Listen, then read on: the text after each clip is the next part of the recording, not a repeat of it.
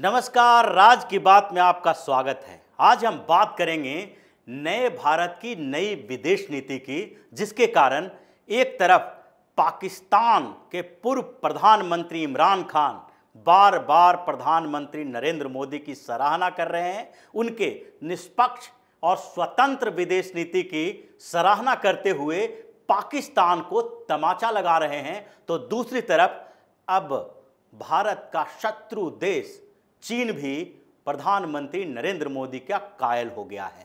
राष्ट्रपति Xi Jinping भी PM Modi के इस नई विदेश नीति के इतनी सराहना करने वाले हैं, जिसके बाद भारत में विपक्षी पार्टियां, राहुल गांधी और सोनिया गांधी की पार्टी, जो बार बार चीन के मसले से लेकर अंतर्राष्ट्रीय स्तर पर भारत की विदेश नीति के विरोध में खड़े रहते हैं, उनके गाल पर एक करारा तमाचा लगने वाला है। तो शुरुआत करते हैं भारत की इस नई विदेश नीति के नए इनिशिएटिव से, जिसके कारण यूएन में भारत ने जो कमाल किया है, जिससे एक तरफ अमेरिका और उसके आसपास के देश भौचक्के रह गए हैं, तो दूसरी तरफ चाइना बैकफुट पर आ गया और भारत के सामने नतमस्तक हो गया है। प्रधानमंत्री नरेंद्र मोदी की इस नीति की सराहना कर रहा है। बात थी ह्यूमन राइट्स वायलेशन का।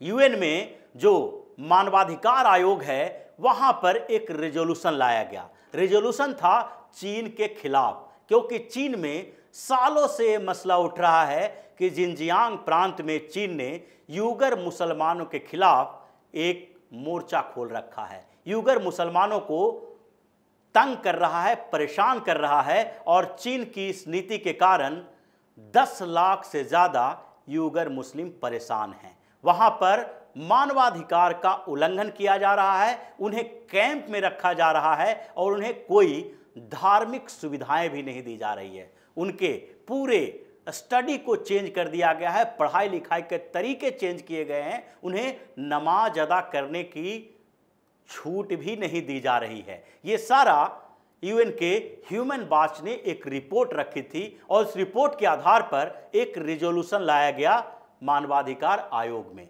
यूएन के मानवाधिकार आयोग में जब ये रिजोल्यूशन लाया गया, तो वहाँ पर Sweden, America, Britain, Norway, Canada जैसे देशों ने इसका एक प्रपोजल रखा था कि चीन में मानवाधिकार का जो उल्लंघन हो रहा है यूगर मुसलमानों के, उसके खिलाफ एक प्रपोजल लाया जाए और उस पर विस्तृत चर्चा की जाए, क्योंकि अभी तक इस पर मानवाधिकार परिषद में चर्चा नहीं की गई है। लेकिन जब ये रिजोल्यूशन लाया गया तो कुछ देशों ने उसका समर्थन किया, जो अमेरिका, यूके आदि ऐसे देशों के समर्थक हैं जो पूरे दुनिया में मानवाधिकार के नाम पर किसी देश को दबाने की कोशिश करता है। 17 देशों ने समर्थन में मतदान किया, जबकि 19 देशों ने विरोध में मतदान किया। जब भारत की बारी आई तो भारत ने अपनी पूरी लॉबी का इस्तेमाल किया।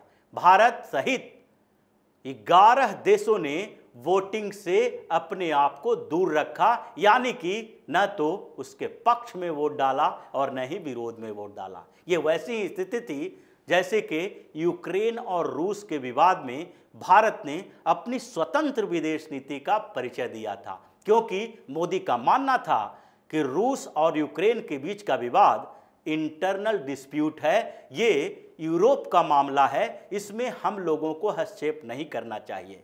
यूक्रेन नाटो के पक्ष में जा रहा है और रूस को इस बात से तकलीफ है कि अगर उसके बॉर्डर पर नाटो की पहुंच हो गई तो उसके सुरक्षा को लेकर खतरा है। और ऐसे में अगर रूस का विरोध किया जाता है सिर्फ इस आधार पर कि मानवाधिकार का उल्लंघन हो रहा है, ह्यूमैनिटेरियन ग्राउंड के ऊपर यूक्रेन का साथ देना चाहिए क्योंकि रूस ने हमला किया है, तो ऐसे मामले में भारत के पास भी वो मौके आएंगे जब उसे रूस जैसे देशों के समर्थन की जरूरत पड़ेगी, क्योंकि भारत का बॉर्डर डिस्प्यूट चाइना से भी है, पाकिस्तान से भी है, बांग्लादेश से भी है। और जब ऐसे मौके आएंगे तो रूस भारत के इस एहसान का बदला चुकाने के लिए मजबूर हो जाएगा। इसलिए पीएम मोदी ने उस मामले पर यूक्रेन रसिया विवाद में जितने प्रस्ताव यूएन में आए उसमें से भारत ने अपने आप को अलग कर लिया, वोटिंग नहीं की। उसी तरीके से मानवाधिकार का मसला भी था और भारत ने जिस तरीके का रुख अपनाया, खुद नहीं कुछ और देशों को मोबिलाइज किया कि ये पश्चिमी देश मानवाधिकार को एक बड़ा मुद्दा बनाकर हमारी छवि खराब करने की कोशिश करते हैं। इसलिए अमेरिका और भारत के बीच संबंध अपनी जगह है, इसमें दोनों को एक दूसरे का फायदा उठाना है और फायदा है भी। चीन के मसले पर भी जब अमेरिका और भारत एक साथ होता है तो उसका मतलब है कि एशियाई प्रायद्वीप में चीन के वर्चस्व को चुनौती देना। लेकिन जहां तक एक कॉमन मुद्दे की बात है, वहां शत्रु और मित्र की पहचान करना जरूरी है। चीन भारत का शत्रु देश है, लेकिन यह मुद्दा चीन का नहीं है बल्कि उन सारे देशों का है जो देश मानवाधिकार के नाम पर पीड़ित रहे हैं, जिनके ऊपर मानवाधिकार हनन का आरोप लगाया जाता रहा है और उसमें सबसे बड़ी भूमिका अल्पसंख्यकों के मानवाधिकार हनन की रही है, जिसको बढ़ा चढ़ाकर पेश किया जाता है। इसलिए भारत ने वोटिंग से अपने आप को अलग कर लिया और चीन प्रधानमंत्री नरेंद्र मोदी के इस रुख से इतना प्रभावित हुआ कि राष्ट्रपति शी जिनपिंग भी इसकी सराहना करने से अपने आप को रोक नहीं पा रहे हैं। यानी पहले पाकिस्तान जैसे शत्रु देश ने भारत की सराहना की, वहां के पूर्व प्रधानमंत्री ने बार बार इस बात का जिक्र किया कि जिस तरीके से वैश्विक परिदृश्य में प्रधानमंत्री नरेंद्र मोदी ने अपनी पहचान बनाई है, अपने देश का सम्मान बढ़ाया है और अमेरिका, रूस आदि किसी भी बड़े देश, विकसित देश, पावरफुल कंट्री के सामने झुकने के बजाय अपना अलग स्टैंड रखा है।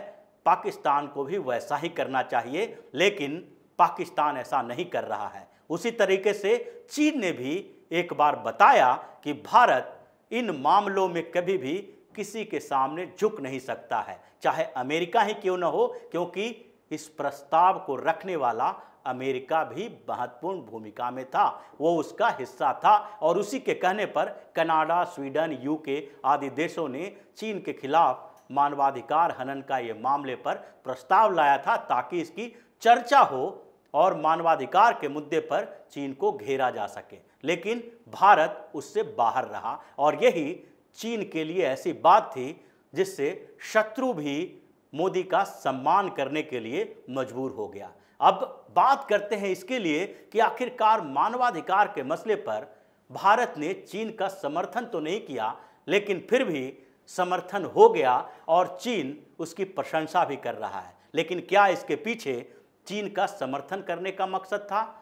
वास्तविकता तो यह है कि भारत में जिस तरीके से मानवाधिकार के मसले पर पश्चिमी देश और अमेरिका घेरने की कोशिश करता रहा है, मुसलमानों के मानवाधिकार हनन के मामले उठाता रहा है, उससे भारत ये समझता है कि अगर ऐसे स्टैंड नहीं लिए गए तो अमेरिका और पश्चिमी देश भारत के ऊपर भी हावी होंगे। अभी चीन की बात हुई है, कल भारत के लिए भी ऐसे प्रस्ताव लाए जाएंगे और उसमें चीन सहित उसके समर्थक सारे देश भारत के खिलाफ खड़े होंगे। क्योंकि पिछले दिने जब विदेश मंत्री डॉक्टर जयशंकर अमेरिका के यात्रा पर थे, अमेरिका के दौरे पर थे, तो उस समय अमेरिकी मीडिया ने एक सवाल उठाया था और अमेरिका ने भी बार बार इसका जिक्र किया था कि भारत में मानवाधिकार का हनन हो रहा है मुसलमानों का, और मुसलमानों की बात करते हुए वो कश्मीर में भी घुसते हैं और भारत के दूसरे क्षेत्रों में भी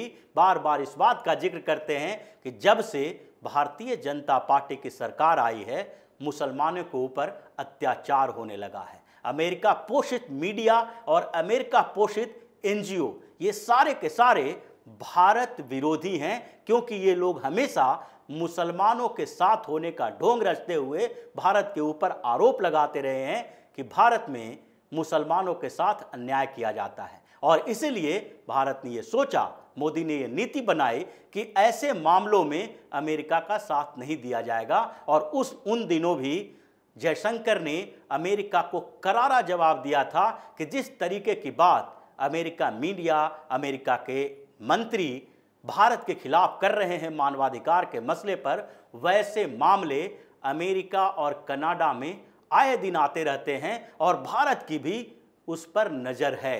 भारत कभी भी उसकी पोल खोल सकता है। हमारे पास इतने रिपोर्ट्स हैं अमेरिका में सिखों पर हमले के, हिंदुओं के ऊपर हमले के, कि भारत के पास इतने सबूतों के साथ मानवाधिकार हनन के मामले में अमेरिका को घेरा जा सकता है। पिछले दिनों ब्रिटेन में भी हिंदुओं के खिलाफ प्रदर्शन हुआ। वहां पर हिंदुओं के घरों में घुसकर भी हंगामा खड़ा किया गया, उन्हें मारपीट की गई उनके साथ। ऐसे मामले में भी ब्रिटेन घिरता रहा, लेकिन उसने कभी इस बात का जिक्र नहीं किया कि कुछ कट्टर इस्लामिक संगठनों के इशारे पर मुसलमानों ने हिंदुओं के खिलाफ प्रदर्शन किए हैं और ब्रिटेन में मोदी मुर्दाबाद के नारे भी लगाए हैं।